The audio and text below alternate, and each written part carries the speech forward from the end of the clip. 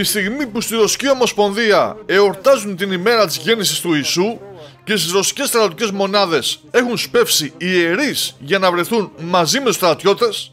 ένα ρωσικό τσουνάμι χτυπάει το Ντομπάς και πιο συγκεκριμένα την περιφέρεια του Ντόνεσκ, με το ρωσικό στρατό να προωθείται ταυτόχρονα σε αρκετά σημεία του μετώπου και να καταλαμβάνει νέα εδάφη και οικισμούς, προκαλώντας μεγάλη ανησυχία στην Ουκρανική ηγεσία, που ακόμα δεν έχει βρει τον τρόπο που θα σταματήσει αυτό το ρωσικό τσουνάμι.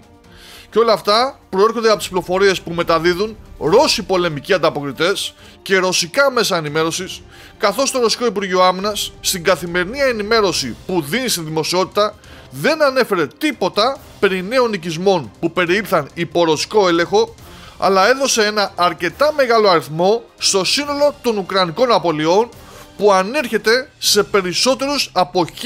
1.600 στρατιώτες μέσα σε μόλις 24 ώρες, και αυτό φυσικά σημαίνει ότι έχουμε σφοδρές μάχες. Μάχες και προωθήσεις του ρωσικού στρατού που, όπως είπαμε προηγουμένως, αναφέρουν ρωσικά μέσα και πολεμικοί ανταποκριτές, ξεκινώντας από τα ανατολικά του Ποκρόβσκ, λέγοντας ότι οι ρωσικές δυνάμεις πήραν τον οικισμό Βοτσβίβζακα και τώρα μάχονται στον οικισμό Ελισαβετόφκα και στον Μπαρανόφκα, με τις μέχρι στιγμής πληροφορίες να λένε ότι αναμένεται να πάρθουν και αυτοί πολύ σύντομα.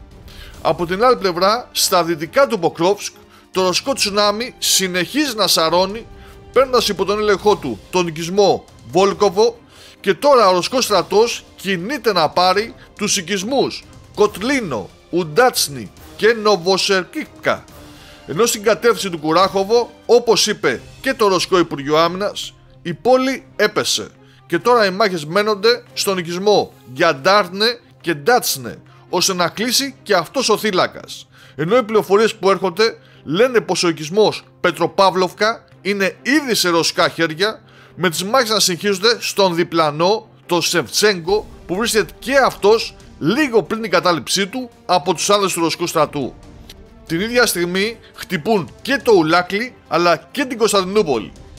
Ρωσικό τσουνάμι σε όλο το μέτωπο, ασταμάτητο, με απίστευτη ορμή που παρασένει τα πάντα στο διάβα του και δεν σταματάει ούτε με δυτικά άρματα μάχης, όπως τα 2 Λέοπαρτ που κατέστρεψε σήμερα ο ρωσικός στρατός.